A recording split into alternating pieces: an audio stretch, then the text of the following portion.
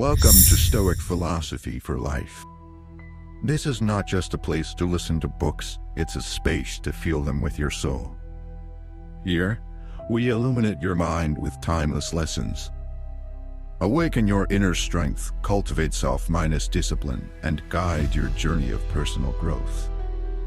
Every word is carefully chosen to reach what you're truly seeking: peace, clarity, and lasting transformation. If this feels like the place for you, hit subscribe and walk this path with us every single day.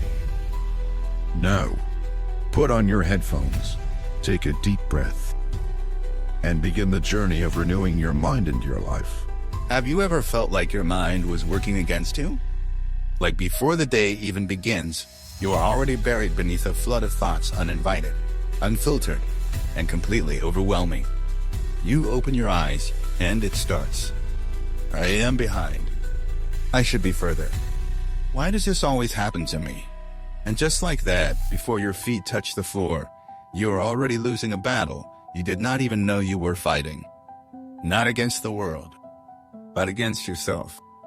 That is the quiet suffering so many carry, the weight of believing every thought the mind throws their way. And that suffering does not scream. It whispers. It convinces you slowly that you are your fear, your regret, your failure. That the voice in your head is the truth of who you are.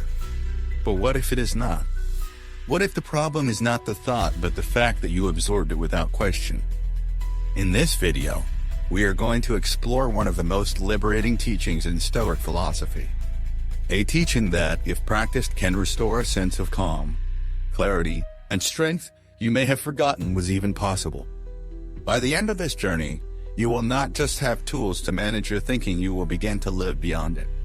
You will reclaim the quiet power you unknowingly gave to your thoughts.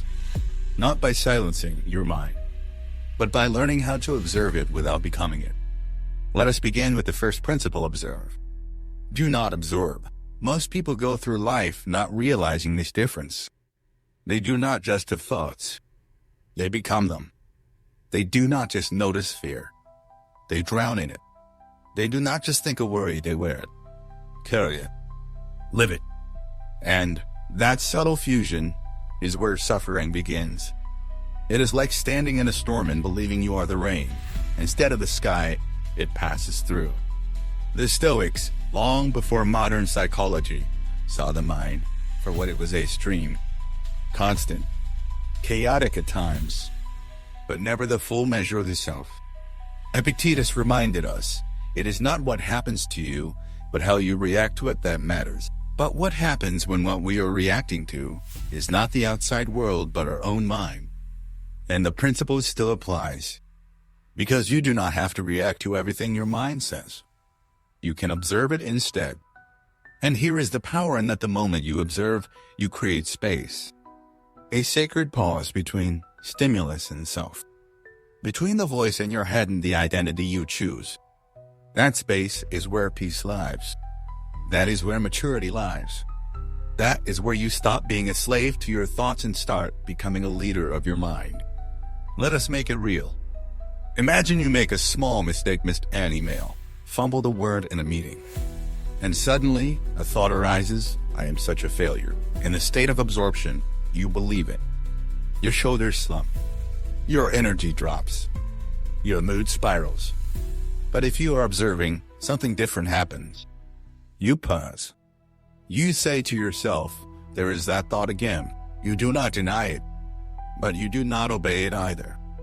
You say it, name it, let it pass. And just like that, your posture remains.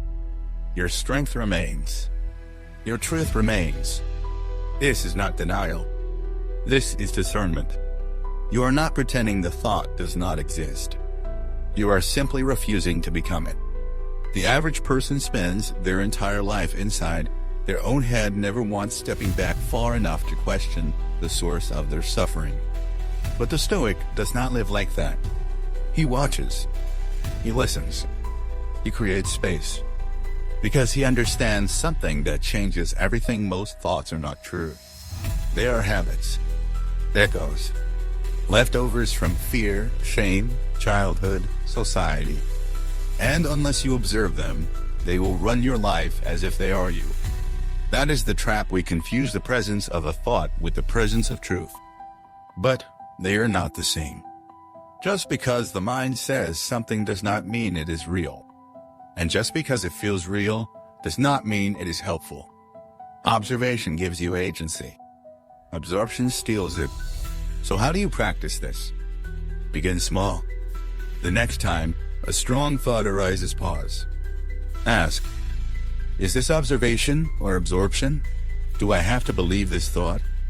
Would I speak this thought to someone I love? If not, why are you speaking it to yourself? These questions bring you back to awareness. They remind you that your power lies not in silencing every thought, but in seeing every thought clearly enough to choose your response. You are not your fear. You are not your insecurity. You are not your overthinking. You are the observer, the presence, the clarity beneath it all. You are the sky, not the weather passing through it. Say it to yourself not as a mantra, but as a shift in identity. I see the thought, but I am not the thought. And every time you remember that, you take one step closer to freedom. Not by changing your mind, but by relating to it differently. Because the Stoic does not aim to control the world. He learns to master his response to it. And the most chaotic world you will ever face is the one inside your own head. Observe. Do not absorb. That is where your peace begins. There is a small moment, often missed, that determines everything. A space so brief it feels invisible, yet so powerful it shapes your entire experience of reality. That moment is the pause between what your mind says and what you choose to believe, between the thought and your identity. And it is in that pause that your entire life can change. But most people miss it. A thought appears, I am not good enough. They are judging me. This will never work, and before they even realize it, they are inside the thought, wrapped in its energy, reacting, doubting, spiraling. The moment is gone. The thought has been absorbed. And now everything that follows is tainted by a story that was never questioned. That is why the Stoic returns to the first principle again and again: observe. Do not absorb, because observation is not just awareness. It is intervention. It is the quiet act of stepping back from your thoughts and seeing them for what they are: not commands, not definitions, but passing clouds in a wide open sky.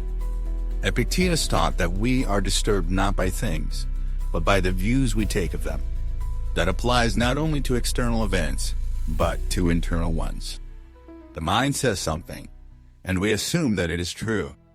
But what if we saw each thought the same way we see a passing car or a leaf in the wind? Would we still carry it like it defines us? The Stoic begins each day with this stance: not clinging, not resisting, but witnessing. And it is this inner posture that gives him the strength others mistake for coldness. He is not distant. He is deliberate. He is not numb. He is discerning. Because he knows that feeling something does not require believing it. And believing something does not require acting on it. Let us make it more practical. Say you are walking into a room, and your mind says, you do not belong here. That thought may have come from a childhood memory, a moment of rejection, or just a low mood. But the moment you absorb it, your body changes. Your confidence drops. Your speech stutters. Your presence shrinks. But if instead, you pause, if you say to yourself, there is that old thought again, you are no longer inside it. You are outside it. And from that place, you can decide, do I want to carry this thought? Is this useful right now? This practice is not about rejecting your mind. It is about reclaiming your relationship with it. The Stoic does not silence his thoughts, he sorts them. He places distance between the thought and the self. And in that distance, he finds his center again. You do not need a perfect mind to live a peaceful life. You need a practice. A daily, moment to moment practice of noticing, watching, breathing before reacting, asking before assuming. And slowly, what once felt automatic panic, guilt, fear becomes optional. Marcus Aurelius wrote in his Meditations, you have power over your mind, not outside events. Realize this, and you will find strength. That strength is not brute force. It is calm. It is the quiet courage of someone who no longer believes every story the mind invents. Someone who knows this thought might visit, but it does not stay.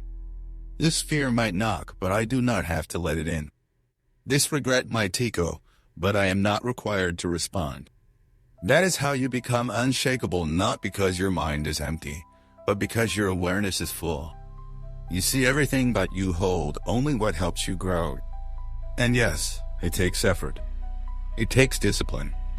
But the alternative, living every day as a victim of your own thoughts, is far more exhausting. It steals your joy. It clouds your judgment. It keeps you busy with battles that never needed to be fought. So the next time your mind throws something painful at you, pause. Do not rush to fix it. Do not wrestle with it. Just observe it.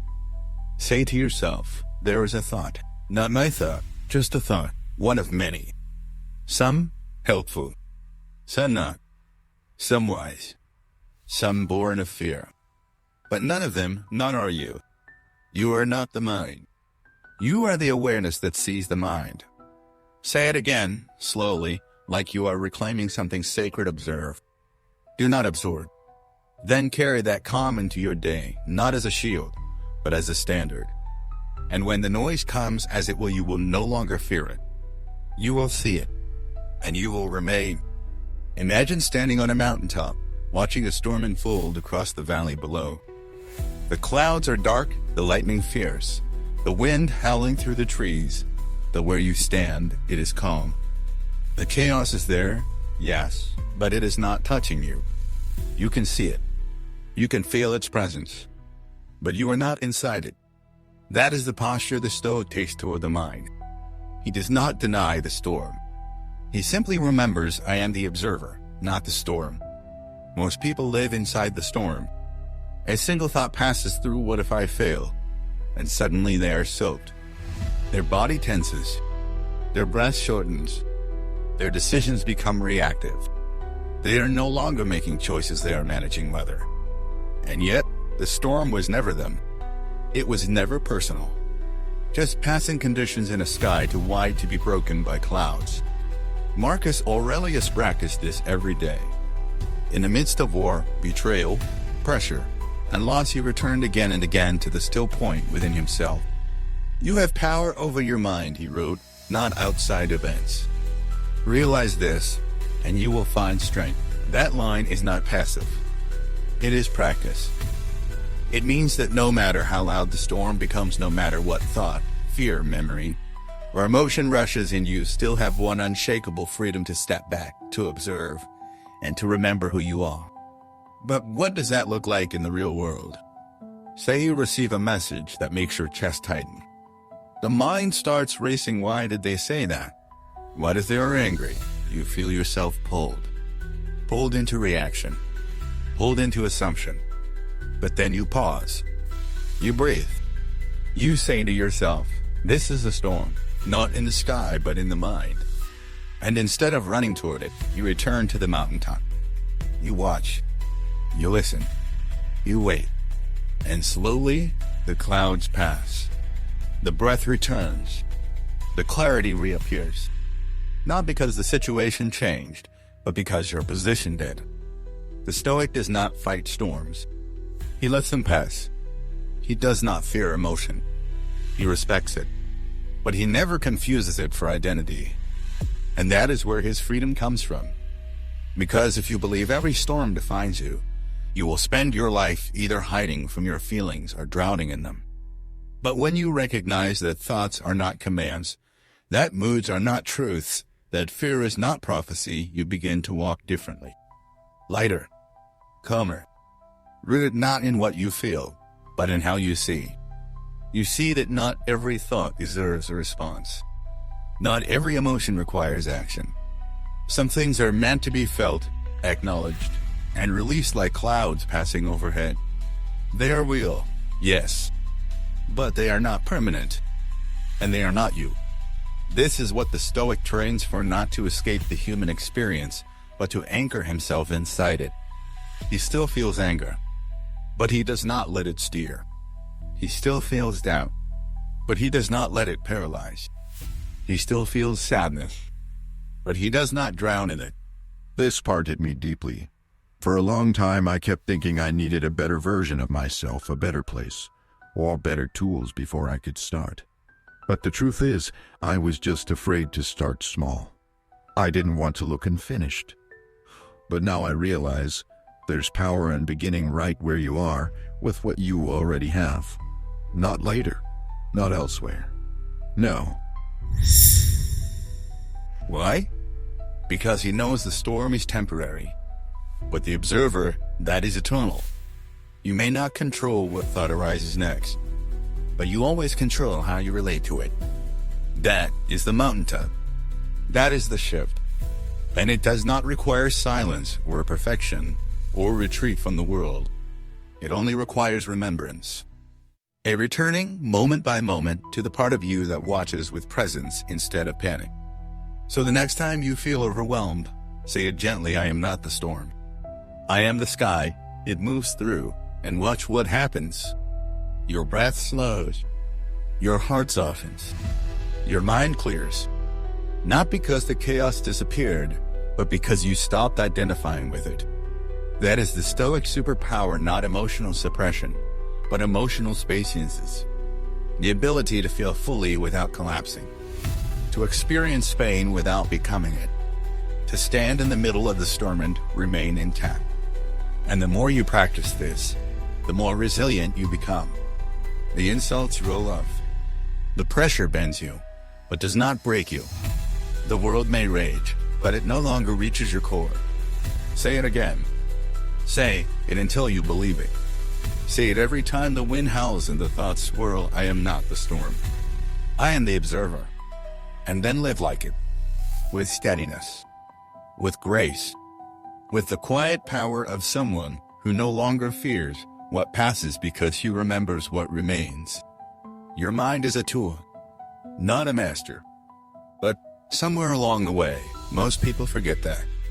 They begin to live as if the voice in their head is a king and they are simply its obedient servant. Every thought is a command. Every fear becomes a prophecy. Every judgment becomes a law. And day by day, they hand over more and more of their freedom not to another person, but to their own mind. It does not begin with trauma.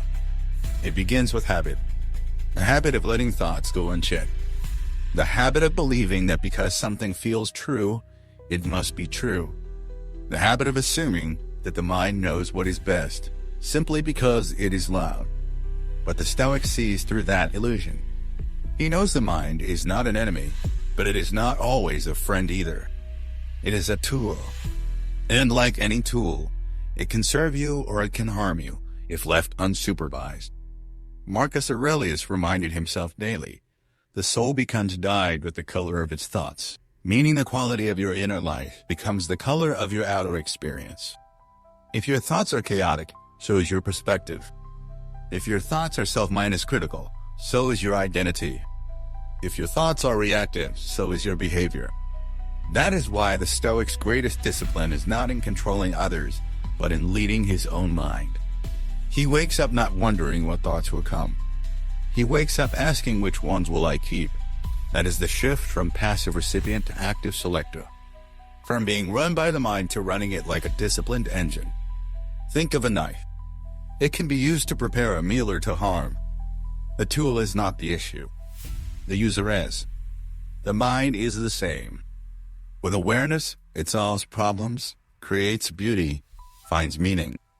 Without awareness, it loops in anxiety, feeds fear, creates division. That is why the Stoic sharpens his mind, but never worships it. He respects its power, but refuses to be ruled by it. Modern life makes this harder than ever. We are surrounded by information, stimulation, endless streams of content designed to hijack the mind, to pull it away from presence, to overload it with noise. And unless you remember that the mind is a tool, not a master, you will find yourself dragged through life by 1,000 unfinished thoughts, none of which serve your deeper purpose. So, how do you reclaim mastery? Begin with this truth: you are not your thoughts. You are the awareness behind them, the space through which they pass.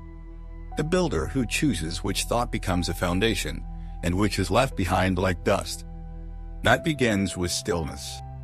The Stoic creates space to meet his mind, not to argue with it, but to observe it. Whether through journaling, silence, breath, or solitude, he checks in. Not with judgment, but with curiosity. What is my mind producing today? What stories is it replaying? Are these thoughts serving the life I am trying to build or pulling me into the one I am trying to leave?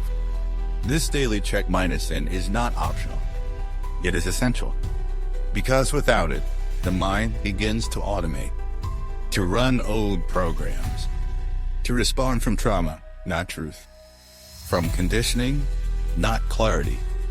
But the Stoic interrupts that loop. He reclaims the keyboard. He does not let the tool type the story. He chooses the words. And when the mind resists, because it will, he does not collapse. He expects it. Because just like any tool that has been left unsupervised for years, it will fight back when you take the reins. It will scream. It will flood you with old fears. It will try to convince you that the old way was safer, easier, more comfortable. But comfort is not peace. It is sedation. And the Stoic does not trade clarity for comfort. So when your mind tells you you are behind, the Stoic asks, according to whom? When it whispers, you are not enough, the Stoic asks, whose voice is that really? When it panics, what if everything goes wrong? The Stoic calmly responds, then I will meet it calmly, wisely, completely. This is not positive thinking. This is sovereign thinking. The kind that does not wait for the mind to quiet, but quiets it through authority, through awareness, through remembering I built this machine. I can guide it. Seneca said, it is the power of the mind to be unconquerable, but only if you use it with discipline. Only if you see it not as your identity, but as your instrument. And what happens when you do? You begin to think more clearly. You speak more deliberately. You make decisions from presence, not pressure. You stop needing external validation because you are no longer at the mercy of internal chaos. You stop second-minded guessing every choice because the one steering is awake. You do not need to eliminate your thoughts. You need to take your seat back as the one who chooses which ones lead. Say it now, slowly, not as a quote, but as a commitment. My mind is a tool, not my master. Then live like it. Return to it when the chaos comes. Remember it when the old loops rise again. And build the kind of inner world where thought serves purpose, not the other way around. Because once you reclaim your mind, the world no longer controls you. And that quietly, completely is freedom. It is easy to forget how many of our thoughts are simply suggestions. Not facts. Not truths. Not declarations from some divine source. Just mental impulses, automatic, familiar, repetitive, offered up like a radio broadcast playing in the background of our day. But the problem is, most people never change the channel. They never question the voice. They hear a thought and assume it is real. And that assumption, more than any external force, is what keeps them stuck. The Stoic knows better. He lives by a single liberating truth: thoughts are not truths. They are suggestions. Some are wise. Some are garbage. Some are echoes from childhood. Some are just noise. And unless you examine them, you will unknowingly build your life around distortions. Marcus Aurelius wrote, the soul becomes dyed with the color of its thoughts, but that dye is not permanent. It can be washed, replaced, rewritten, if and only if you realize that what appears in your mind is not final. It is fluid. It is paint, not stone. And that is the beginning of your freedom. Think of how often your thoughts lie to you. You make a mistake, and the mind says, you always ruin everything. That is not truth. That is exaggeration. You face a challenge, and the mind says, you are not strong enough. That is not prophecy. That is fear. You lose someone, and the mind says, you will never be whole again. That is not destiny. That is grief speaking without perspective. But here is the trap: when a thought is repeated often enough, it starts to feel like reality. The brain, designed for efficiency, favors familiarity over accuracy. So the more you think a thought, the more real it feels.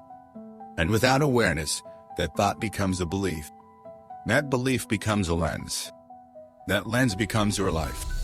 The Stoic breaks that cycle. He does not accept every mental suggestion as valid. He filters. He questions. He discards.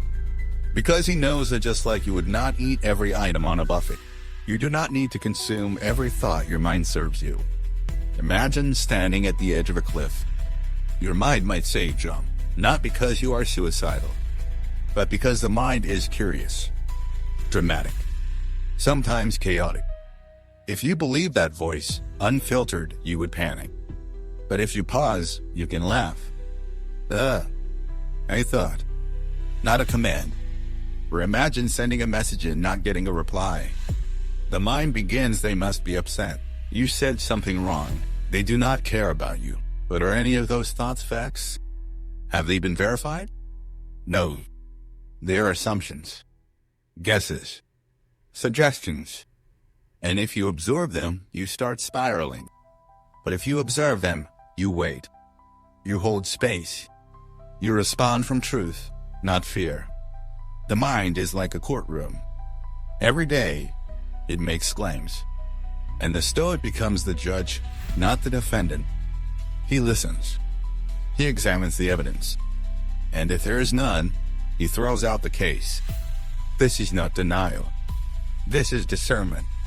Because if you do not question your thoughts, they become unquestioned laws. And those laws shape how you love, how you work, how you see yourself. Seneca warned, we suffer more often in imagination than in reality. That suffering begins with unchallenged thought, with accepting every mental whisper as gospel, with letting suggestion become structure. But when you pause, when you say, is this true? You interrupt that process. You reclaim authorship. You start shaping your mind instead of being shaped by it. And here is the deeper truth: most of the pain you carry is not from what happened. It is from what your mind said about what happened. The interpretation, the meaning, the story. And when you realize that thoughts are just suggestions, you gain the power to write new ones. Someone leaves you. The mind says, you were not enough. You say that is a thought, not a truth. You fail at something. The mind says, see, this always happens. You say, that is a thought, not a pattern. You feel overwhelmed. The mind says, you are broken. You say, no, I am just human. This practice of separating suggestion from truth is the root of mental freedom. It gives you space, choice, power, and eventually peace. Because once you stop believing every thought, the thoughts lose their grip. The fear still comes, but it passes faster. The doubt still whispers, but it does not lead. The insecurity still visits, but it no longer owns the house. So how do you strengthen this muscle? Start small. Pick one recurring thought. Write it down. Then ask, is this objectively true? Who told me this first? What happens when I believe it? What would I do if I did not believe it? That simple exercise can unravel years of mental conditioning. Because sometimes all a lie needs to survive is for you never to question it. The Stoic does not fear thought. He respects it, but he never bows to it. He knows the mind is not the enemy. It is the field, and he is the gardener. What grows is what he waters. What remains is what he allows. What bears fruit is what he chooses with attention and care. Say it now. Say it with awareness. Say it for your freedom. This is just a thought, not the truth. Then ask, does this serve me? And if it does not, let it go. No drama. No resistance. Just release. That is Stoicism in its purest form. Calm, clear, unmoved by illusion. There is a moment barely noticeable where your life is decided over and over again. A flash of thought. A surge of emotion. Something unexpected happens, and your mind immediately fires its first response: anger, fear, shame, defensiveness. You do not choose it. It just appears. A reflex. A spark. The first thought. Let me ask you something personal. When was the last time you truly chose your peace, your path, your voice? If it's been a while, this is your invitation. Not to chase youth, but to own your story from this chapter onward. But the Stoic teaches us the first thought is automatic. The second is your responsibility. That is where the power is not in trying to prevent every reaction, but in how you choose to respond after the reaction arrives. Most people do not know there is a second step. They live inside the first thought as if it is all there is. They get cut off in traffic and spend the next hour reliving it. Someone says something rude, and they spiral for days. An old memory resurfaces, and they are right back in the pain as if it just happened. But the Stoic does not live on autopilot. He inserts awareness. He catches the space between reaction and choice, and in that space, he builds freedom. Let us look deeper. You receive criticism. The first thought might be, they hate me. That is automatic. You did not choose it. It came from a wound, from childhood, from conditioning. But then you pause. You take a breath. And now the second thought comes, wait. Is that true? Or am I just triggered? That second thought, that is where maturity lies. That is where growth begins. Because now you are no longer reacting. You are responding. Marcus Aurelius, in his Meditations, reminds himself, you have power over your mind, not outside events. That does not mean you can stop the first thought. It means you get to decide whether it becomes the foundation of your day or just a passing cloud in the sky of your awareness. The Stoic sees the first thought like a wave. It rises, but he does not have to surf it. He can let it crash and stand still. The world will send you many waves: temptation, anger, anxiety, pride. But no wave has the power to drown you unless you choose to ride it. This is not about suppression. The Stoic does not deny emotion. He observes it, feels it, but he does not let it become the director of his next action. Because he knows the difference between a reaction and a response is a breath. One breath, one pause, one conscious step back from the automatic. Think about the last time you overreacted. What would have changed if you had inserted a breath between the first and second thought? Would you have said the same thing? Sent the same message? Made the same decision? Probably not. That is the cost of unconscious living, not that we feel too much, but that we act too quickly. The Stoic superpower is not in being emotional. It is in being unmoved by the unnecessary. He feels fully but acts wisely. He lets the first thought rise and lets the second one leave. Let us make this even more practical. Scenario: you see someone succeeding at something you want. First thought, why not me? That is envy. Second thought, wait. That is proof it is possible. Let me study what they did. Scenario: you make a mistake. First thought, I always ruin everything. That is shame. Second thought, actually, this is one moment in a much longer story. What can I learn here? Scenario: someone disrespects you. First thought, I will show them. That is pride. Second thought, do I really want to give them the kind of power over my inner state? Do you see the difference? The first thought is fire. The second is form. And when you learn to live from the second, your life becomes less chaotic, more intentional. You are no longer dragged by impulses. You are led by principles. Seneca said, no man is free who is not master of himself. Mastery begins with the second thought. That is where you choose stillness over noise, grace over ego, clarity over chaos. But how do you train for this? It begins with awareness. Throughout the day, catch yourself. When a strong emotion hits, say inwardly, first thought, then pause. Breathe. Ask, what is the second thought I want to choose here?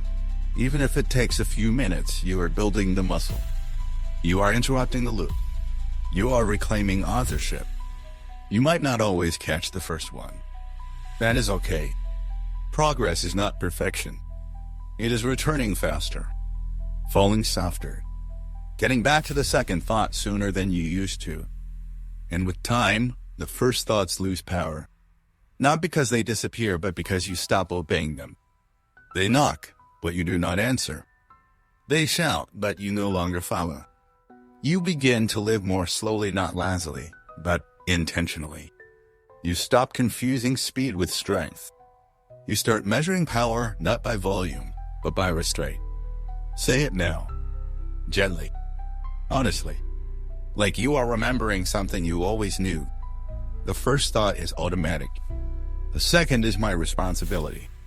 Say it again when you are angry, when you are afraid, when you are tired, when you are tempted. And let the second thought become the space where your peace is rebuilt. There is a quiet revolution that begins the moment a person stops reacting from their first thought and starts choosing their second. It does not draw applause. It does not shout or demand recognition. But it changes everything. Because the difference between a chaotic life and a calm one often comes down to a single pause. A breath. A choice not to obey the first wave that rises in the mind, but to wait, observe, and respond from a deeper place. The first thought is automatic. It is fast, instinctual, reactive. It is shaped by fear, conditioning, old wounds. And it is not your fault that it appears. The mind is built to generate thoughts, some useful, some not. But the Stoic knows that freedom is not found in stopping the first thought. It is found in refusing to be ruled by it. That is why the second thought matters so much. Because the second thought is chosen. It is not a reflex, it is a reflection. It is slower, wiser, rooted not in fear, but in values. And the person who lives from their second thought does not just think differently, they live differently. Think of the last time you were hurt. Maybe someone ignored your message, canceled plans, made a passing comment that hit a nerve. Your first thought may have been, they do not care about me. That is automatic. It arises before you have time to reason. But what if, instead of reacting, you paused? What if you asked yourself, what else might be true? Then the second thought arrives, maybe they were overwhelmed. Maybe they misread the situation. Maybe this is not about me at all. Now you are no longer reacting, you are responding. That single shift saves friendships. It restores your calm. It protects your peace. This is what Marcus Aurelius practiced every day. As emperor, he faced betrayal, stress, and constant pressure. But instead of reacting from anger or pride, he trained his second thought like a soldier. He wrote in his journal, not to vent, but to examine his mind, to question his impulses, to replace instinct with insight. And from that practice, he built a leadership style rooted in restrained presence and quiet power. Modern life demands the opposite. It rewards speed, hot takes, immediate replies. But that speed is often a mask for fear.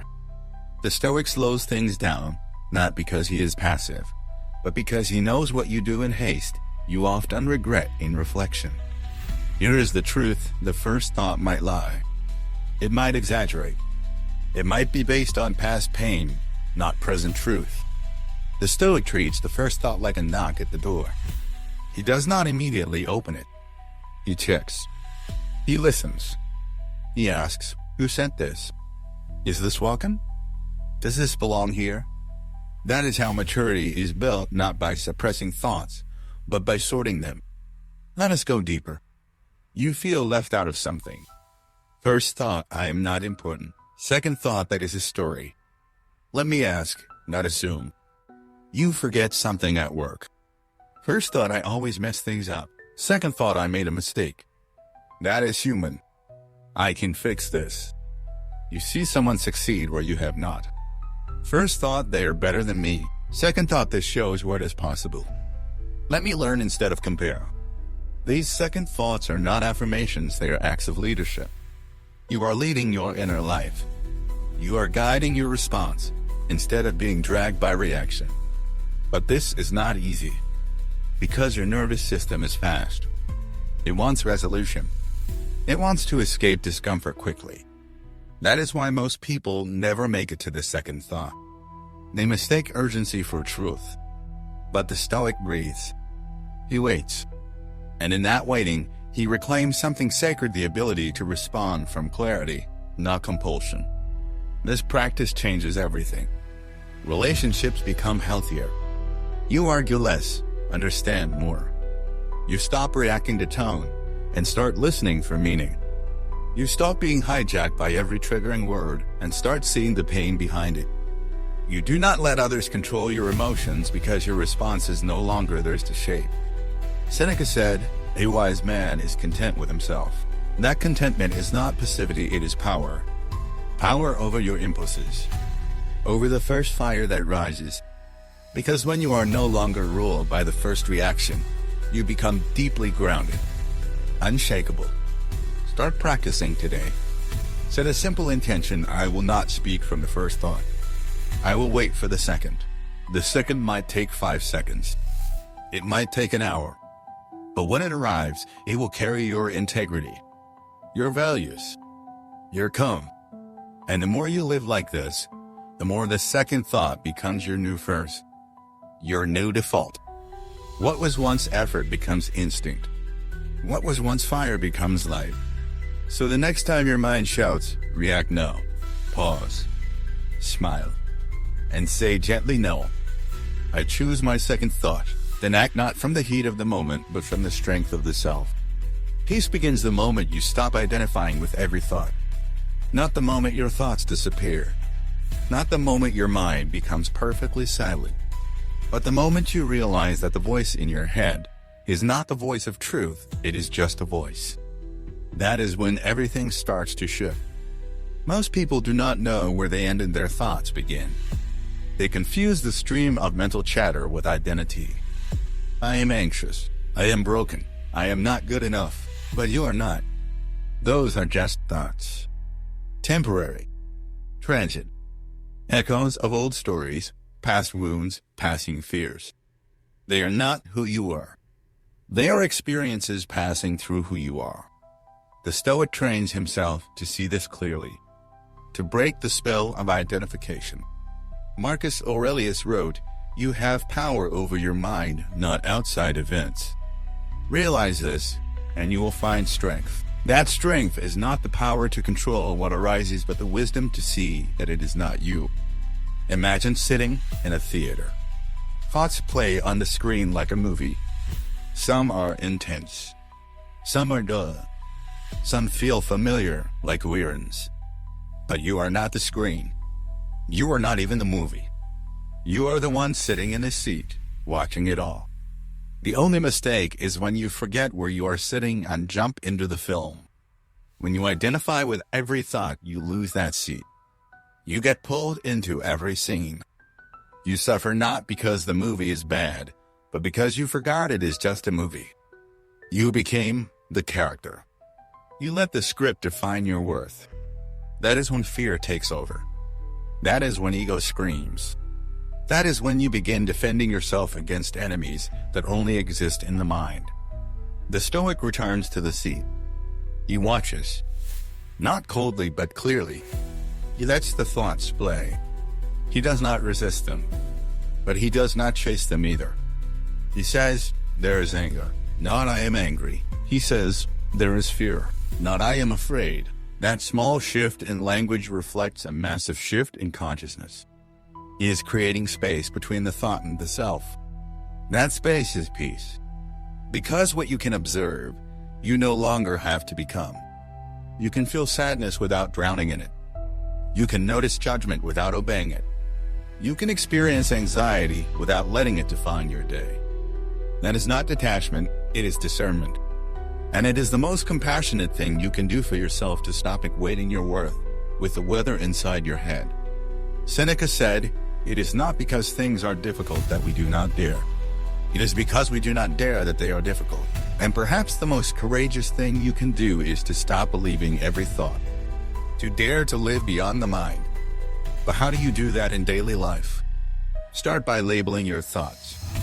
Instead of saying, I am failing, say, there is a thought of failure. Instead of, I am lost, say, there is a thought of confusion. This simple language pattern reminds you I am the observer. I am not the thought. I am the one seeing. And the seer is always free. Next, practice sitting in silence, not to stop thoughts, but to see them clearly. Watch them rise. Watch them fall, like clouds passing through the sky. Do not cling. Do not chase. Just watch. In time, the thoughts will still come, but they will not carry the same weight. They will become like background noise there, but no longer in control. Then extend this awareness to conversation. When someone says something sharp, pause. Watch the thought that arises. Maybe it says, they're attacking me. But before you react, ask, is this thought helpful? Is this who I am, or just a defense mechanism?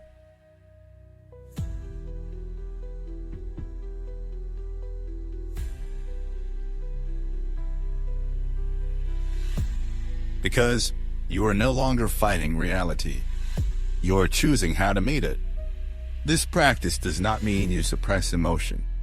The Stoic feels deeply, but he does not let emotion drive. He feels, he learns, he releases. Like holding a bird gently, neither gripping too tight nor letting it fly uncontrolled. That balance is where peace lies. And here is the beautiful paradox. The moment you stop identifying with every thought, you begin to hear something deeper. Beneath the noise, beneath the panic, beneath the criticism, a quieter voice. The voice of presence, of truth, of self minus respect. And that voice does not shout. It whispers. It says, you are not your pain. You are not your past. You are not your thoughts. You are the one who sees. From that place, everything changes. Your self-minus talk softens. Your reaction slow. You no longer need to prove or defend or correct everyone, because you are no longer confusing their opinion with your identity. You become calm, not because the world is gentle, but because you have stopped letting your thoughts tell you who you are. Say it now, as a reminder, as a release. As a return, peace begins the moment I stop identifying with every thought. Say it again when the inner critic returns. When the spiral starts. When the story of not enough begins to rise. And choose to remain in the seat. Not inside the movie, but in the quiet presence of the one who watches it all, unshaken. Because you are not your thoughts. You are the space they move through. You are the sky, calm, vast, and untouched by the passing clouds. You do not have to believe everything you think. Let that settle for a moment. Let it echo through all the years, all the days, all the anxious hours you spent wrestling with your own mind, trying to win arguments with thoughts that were never even yours to begin with. Because the truth is, not every thought deserves your attention. Not every thought is earned. And most importantly, not every thought is true. This might sound obvious, but it is one of the most radical shifts a person can make. To step out of agreement with the noise inside their own head. To stop treating every inner voice as sacred. To begin questioning the things you have spent your whole life assuming. You see, your thoughts come from many places. From culture. From childhood. From trauma. From the things people said when they were angry. From the moments you felt small, ashamed, forgotten. The mind does not care whether those things were kind. It remembers what was loud, and it repeats what was familiar. That is how thought patterns are built. Not from truth, but from repetition. The Stoic sees this clearly. He does not live at the mercy of whatever the mind throws at him today. He filters. He listens, but he does not obey. Because he knows that just like you would not drink from a poisoned well, you do not have to drink every thought your mind offers. You are allowed to decline. Marcus Aurelius, facing war, sickness, betrayal, and the weight of an empire, still wrote, "If someone is able to show me that what I think or do is not right, I will happily change. For I seek the truth, by which no one was ever truly harmed." In that line is the spirit of all Stoic thought. I am not here to defend what I think. I am here to live by what is true. And truth, more often than not, is quieter than your mind. Let us go deeper. You walk into a room and feel out of place. A thought arises, I do not belong here. You've come this far, and that says something powerful about you. Not everyone chooses to grow after life gets loud and complicated. But you did. And that choice, quiet as it may seem, is how reinvention begins. In the past, maybe you believed it. You shrank. You stayed silent. But what if this time you said, interesting? That is a thought. But it might not be true. You do not fight it. You do not argue. You simply name it and release it. That is the shift. The moment you stop believing every thought, you stop needing to fix every emotion. You stop spiraling from every fear. You stop becoming what your mind suggests in passing. This is not spiritual bypassing. This is not pretending the mind is bad. The Stoic does not suppress. He simply separates.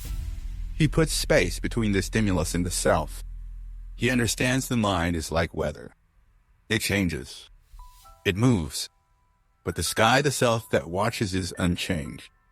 Seneca said, the greatest obstacle to living is expectancy, which hangs upon tomorrow and loses today. And where does expectancy live? In the mind. In the belief that things should be different, better, easier, safer. But the Stoic does not argue with what is. He does not believe every thought about how life should feel. He meets life as it is, and that is what gives him peace. You may have thoughts right now that say, I am behind. I am not enough. It is too late. But stop for a moment. Ask, is that true or just familiar? Is this my voice or someone else's I internalized? Is this helpful, or is this just another loop designed to keep me small? The moment you begin to ask those questions, you are no longer a prisoner of the mind. You are a partner in it. You are thinking, not being thought. And here is the beauty: when you stop believing every thought, the thoughts themselves begin to change. The loudest voices grow quiet. The cruelest ones lose power. And the gentler ones, the ones that whisper, you are capable, you are not alone, you are growing, they begin to rise. Not because they suddenly appeared, but because you finally made space for them. That is what this practice gives you: space. Space between the mind and the moment. Space between the story and your reality. Space between the thought and your truth. So how do you live this? First, notice.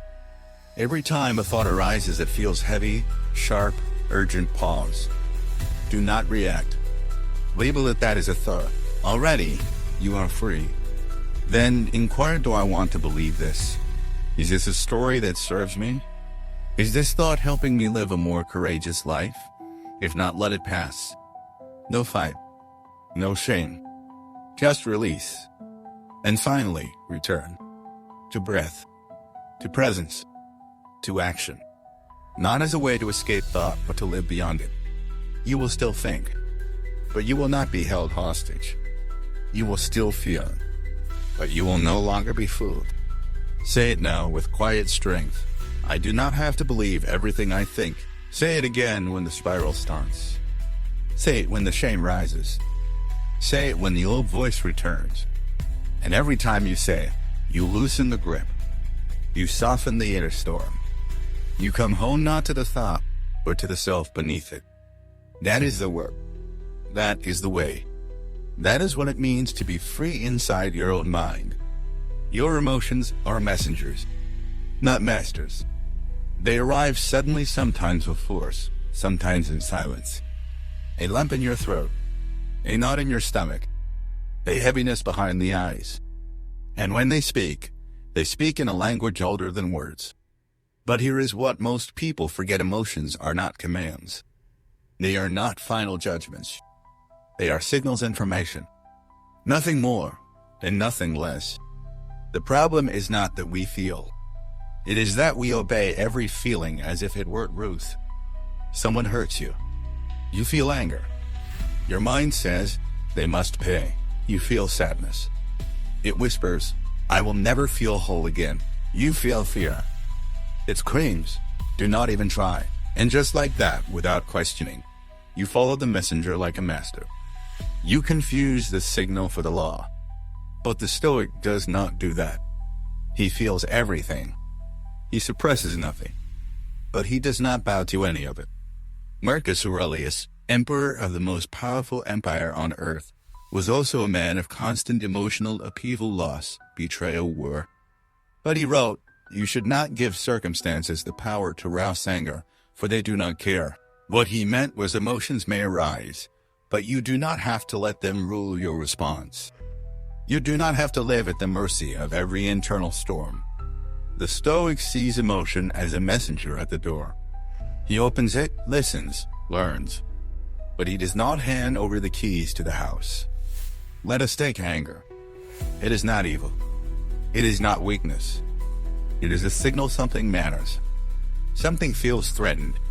But if you obey it without question, it becomes destruction. If you pause and observe, it becomes clarity. Why did that hurt? What value was crossed? What boundary was ignored? Suddenly, the emotion is no longer leading, it is teaching. Or take fear. Fear is ancient, designed to protect. But left unchecked, it becomes paralysis. You see a risk, and fear says, hide. You dream something new, and fear whispers, stay small. But fear is not prophecy. It is preparation. It is saying, look here. Be ready. And when you observe it not obeyed, you turn it into fuel. You turn it into readiness instead of retreat. Even sadness, the emotion most people want to run from, has wisdom. It slows you down, forces reflection, reminds you of what mattered, what was real, what needs healing. When you stop trying to get rid of it and start listening to it, sadness becomes a doorway, not a prison. The Stoic feels deeply, but he feels differently. He does not drown in the river. He stands on the bank and watches it flow. He does not block the current, he lets it pass without being swept away. This emotional discipline is not about suppression. That is what people misunderstand. Suppression is denial. Stoicism is awareness. Suppression says, I do not feel this. Stoicism says, I feel this, but I will choose how to respond. Suppression hardens the heart. Stoicism strengthens the soul. You must stop fearing your feelings. They are not enemies. They are messengers. But messengers can be misunderstood. That is why you must sit with them, without rushing, without judgment. Ask them, what are you trying to show me? Where are you coming from? What do I need to learn before I let you go? That conversation, that stillness is where transformation begins. Seneca said, he who is brave is free, and emotional bravery is the highest form. The courage to feel without being consumed. The strength to stay with discomfort until it turns into understanding. That is where your power lies. So how do you practice this? Start by noticing. When a strong emotion rises, pause. Do not act. Do not explain. Do not narrate. Just feel. Name it. This is grief. This is envy. This is guilt. Naming separates the self from the sensation. Next, breathe. The breath is the bridge between emotion and awareness. Slow it. Deepen it. It is not about calming down. It is about coming home. Then, listen. Ask the emotion what triggered you. What belief are you tied to? Are you protecting me or imprisoning me? These questions transform reactivity into wisdom. Finally, respond not with instinct, but with integrity. Let the feeling in from your action, not determine it. If anger shows you a cross boundary, reinforce it with clarity, not rage. If fear reveals your attachment, loosen it with courage, not avoidance. If grief reminds you of love, honor it with stillness, not despair. This practice will not make you emotional. It will make you emotionally sovereign. And there is nothing more powerful than a person who feels deeply, but is not controlled by what they feel. Say it now with presence and gentleness. My emotions are messengers, not masters. Say it again when the waves rise. Say it when your voice shakes. Say it when the old reaction calls your name. And then act not as someone avoiding their feelings, but as someone who has learned to speak the language of the soul. Because emotions are not there to rule you. They are there to return you to yourself, to truth, to the parts of you still waiting to be understood. Inner stillness is not a destination. It is a decision. Most people wait their whole lives to feel calm. They wait for circumstances to align, for conflict to pass, for the noise to settle. They wait for silence in the world before they dare to seek it inside themselves. But the Stoic knows the opposite is true. Stillness is not found in the absence of chaos. It is created in the presence of it. It is not a prize you receive at the end of a perfect day. It is a choice you make in the middle of an imperfect one. And the ones who master that choice, they carry a kind of strength the world cannot shake. You have seen it. Maybe in someone who, even in the face of insult, does not flinch. Or someone who speaks slowly in a room where voices are raised. Or someone who simply listens not to win, but to understand. That is not passivity. That is power. The kind of power that comes from someone who has made a quiet vow to protect their peace, no matter what noise surrounds them. Marcus Aurelius led an empire, but he also led himself. And in the pages of his private journal, he reminded himself again and again, nowhere can man find a quieter or more untroubled retreat than in his own soul. That is where stillness begins, not in retreating from life, but in returning to yourself. The world will always be loud. The storms will come. People will misunderstand you. The deadlines will press. The mind will race. And you will be tempted to believe that peace lies just beyond the next solution, the next conversation, the next escape. But the Stoic knows if you cannot find stillness here, you will not find it anywhere. Stillness is not the absence of thought. It is the refusal to be pulled by every one of them. It is not the absence of emotion. It is the refusal to be owned by it. Stillness is what happens when you stop giving your inner world away to every outer event. It is the pause before reaction, the breath before reply, the quiet recognition I do not need to attend every argument I am invited to. I do not need to fix everything. I do not need to be understood by everyone to remain true to myself. Stillness is self minus trust in its most graceful form. And like anything worthy, it takes practice. You practice stillness when someone pushes your buttons, and instead of retaliating, you respond with silence. You practice stillness when your mind spins stories of doom, and instead of panicking, you say, "Not now. I am here." You practice stillness when the world pulls you to react fast, and you choose to move slowly. To walk, not run. To breathe, not brace. To observe, not obey. Stillness is not inaction. It is intentional action. It is movement that flows from clarity, not from chaos. Seneca said, if you really want to escape the things that harass you, what you are needing is not to be in a different place, but to be a different person. That person is still not because life is easy, but because they have chosen to become immovable at their core. That is the person you are becoming. Someone who is no longer hijacked by urgency. Someone who is no longer performing for every room they enter. Someone who walks into the noise, not to match it, but to anchor it. Because here is the truth, the world needs your stillness more than your speed. It needs your pause more than your panic. It needs your presence more than your performance. So, how do you return to it? You do not wait. You decide. Decide that your peace matters more than being right.